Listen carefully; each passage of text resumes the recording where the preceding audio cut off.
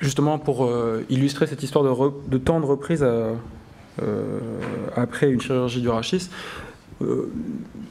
par rapport au topo du membre supérieur, c'est vrai que nous, on est plus sur une chirurgie qui stresse les patients et où l'enjeu de reprise d'une activité sportive, que ce soit de loisirs intensifs ou de sportifs de haut niveau, n'est pas certaine.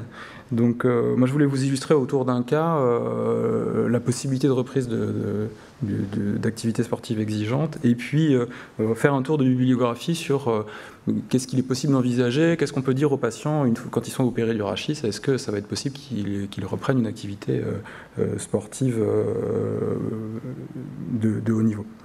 Voilà, donc on va partir d'un cas clinique, ce patient de 48 ans qui est coureur de fond et d'ultrafond. Bon, ceux qui me connaissent savent que moi c'est ma discipline de prédilection. Et voilà, d'un point de vue de l'imagerie, donc ce patient il souffrait depuis plusieurs années avec une aggravation très progressive de sciatique et de lombalgie qui l'invalidait énormément dans son sport. Alors dans la vie quotidienne, il n'était pas très gêné, il avait un peu mal au dos le matin quand il se levait, mais il était surtout très gêné quand il courait et quand dans cette discipline là, de course de fond, là, on doit sauter au-dessus des obstacles, ça lui donnait des espèces de coups de jus dans le dos qui étaient insupportables. Il était capable de courir pendant des jours entiers, de faire 140 km, mais avec voilà, une gêne qui devait de plus en plus invalidante.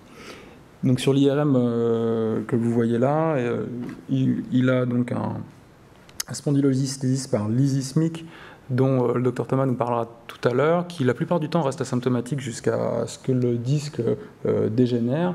Et en fait, c'est ce qu'on observe ici, il a une très forte dégénérescence du disque listhésique avec une discopathie qui est un peu inflammatoire là, sur ce disque L5S1. Et puis on voit associé à l'aggravation de ce listhésis une sténose foraminale apparaître du côté gauche qui lui donnait cette radiculalgie. Dans le bilan préopératoire, voilà, on réalise cet angioscanner pour vérifier le positionnement du carrefour iliaque et artériel et veineux.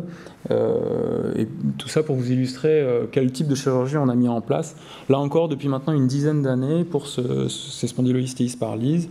Initialement, on faisait une chirurgie uniquement par voie postérieure et on a... du fait d'échecs chirurgicaux, d'arthrodèse, on a opté pour une chirurgie en double temps.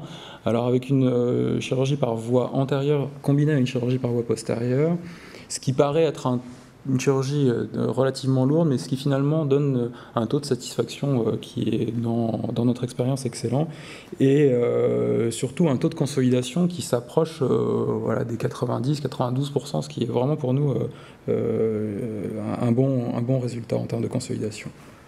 Donc juste d'un point de vue anatomique, le disque L5S1, donc, qui est la plupart du temps intéressé là, dans ces spondylolisthésis par lyse, c'est le disque qui se retrouve dans le carrefour aortique et cave.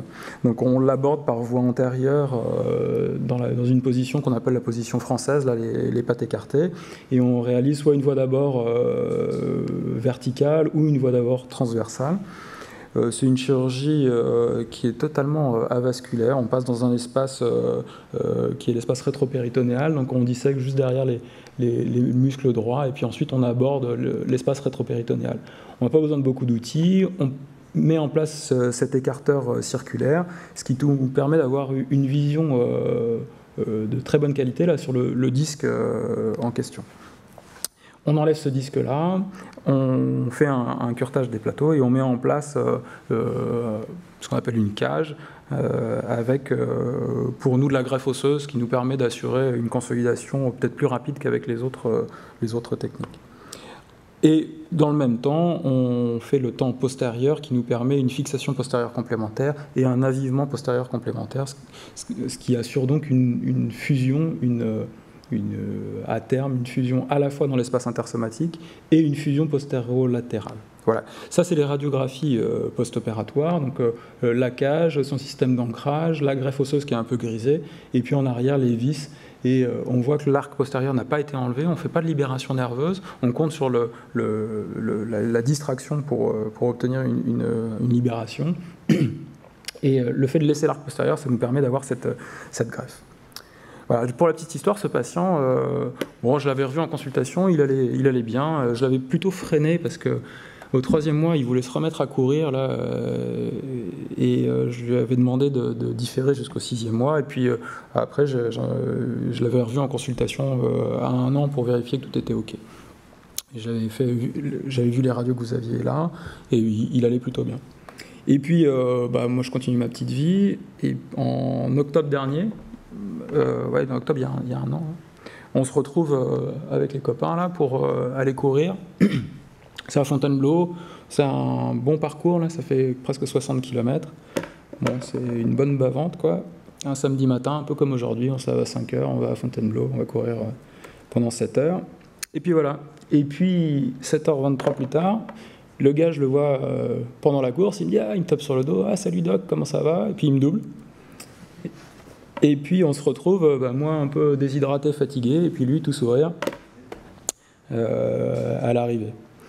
Donc finalement, il a mis quand même 1 an à recourir, 18 mois à retrouver un niveau qu'il avait avant, mais il a pu se représenter sur des courses d'ultra-fond, il a pu refaire un ultra, non sans difficulté, mais voilà, ça c'est la discipline qui veut ça, il s'est représenté à la Diagonale des Fous là, en octobre, donc il a pu reprendre sa discipline de prédilection. Tout ça pour en venir là.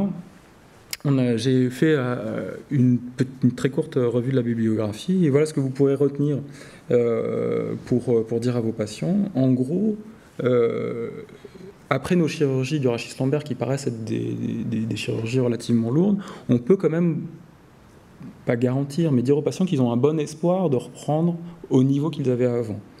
Ça, la première étude, c'est une étude en 2018, là, donc, qui a été faite sur 10 saisons, une analyse de 10 saisons de la Ligue de foot italienne. Ils ont observé donc 1900 joueurs et ils ont fait une analyse longitudinale là, sur un suivi sur ces 10 ans. Et il y a, ils ont 11 patients qui ont été opérés et tous les patients ont repris. Une autre étude, donc pas chez les Italiens, dans la Ligue de hockey pro. Le hockey qui est un sport qui a l'air d'être pourvoyeur de beaucoup de pathologies lombaires. Bon, nous, on n'en voit pas trop, mais en Amérique du Nord, ils ont l'air d'être assez habitués à avoir des patients avec des pathologies lombaires. En gros, ce qu'il faut retenir, c'est que les patients qui soient opérés ou pas opérés, alors ils mélangent là-dedans de la hernie traitée médicalement, donc corset, infiltration, de la hernie opérée et des patients opérés d'une arthrodèse. Et ce qu'il faut retenir, c'est qu'il y a 85% de ces patients-là qui reprennent à leur niveau antérieur. Ils ont quelques baisses de performance, ils marquent un peu moins de buts, ils sont un peu moins performants en vitesse, mais ils reprennent quand même dans la ligue. Une autre étude, c'est sur les golfeurs, là. Les histoires de Tiger Woods, ça avait fait beaucoup de mal à la chirurgie du dos, là. Il avait quand même souffert pendant plusieurs années, il a eu du mal à reprendre. Il a eu toutes ces histoires d'addiction aux morphiniques là, qui ont quand même fait une mauvaise pub pour nos pathologies. Et finalement, Chiflett là, a fait une analyse de ses propres patients, qui étaient des golfeurs de loisirs. Hein. Et là encore, chez les golfeurs, c'est une grande inquiétude. Est-ce que si je suis opéré du dos, est-ce que je pourrais reprendre? Et voilà, en gros, le délai, c'est 1 an. On peut leur dire qu'ils reprennent à 1 an et qu'il y en a 80% qui avaient un handicap avant l'intervention qui retrouvent le même handicap. Donc là encore, on a cette notion de 80% des patients qui pourront reprendre au même niveau. Voilà, et puis le dernier papier, c'était sur les spondylolisthésis par Leeds chez les tout jeunes. Donc ils ont analysé des patients tout jeunes, entre 15 et 34 ans. Eux, ils avaient été opérés par une technique qu'on ne fait pas, mais une technique de réparation isthmique. Et là encore, ils observent ce pourcentage de 80% de reprise avec un délai moyen de 7 mois. Donc en gros, ce qu'il faut retenir, c'est que chez les sportifs de haut niveau ou les sportifs très exigeants, voilà, on leur dit qu'ils pourront reprendre, que ça va prendre entre 6 mois et 1 an, et qu'ils peuvent avoir un espoir de reprendre, voilà, ils ont 80% de chances de reprendre au même niveau qu'avant. Voilà un dernier exemple, ça c'est une patiente qui a été opérée d'une hernie discale, c'est son métier, hein, les cavalières professionnelles. Elle a repris à 2 mois après une hernie discale et elle était en compétition à 2 mois après. Voilà, je vous remercie beaucoup.